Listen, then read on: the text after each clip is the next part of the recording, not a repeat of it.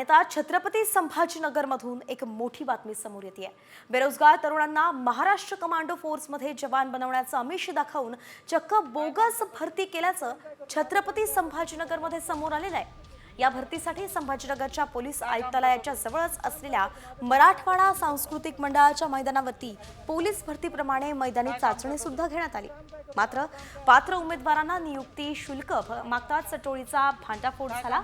विशाल मोहन देवळी, विकास बापू माने आणि सलीलाला बागाव अशी तिघा भरती प्रक्रिया राबवणाऱ्या भामट्यांची नाव आहेत।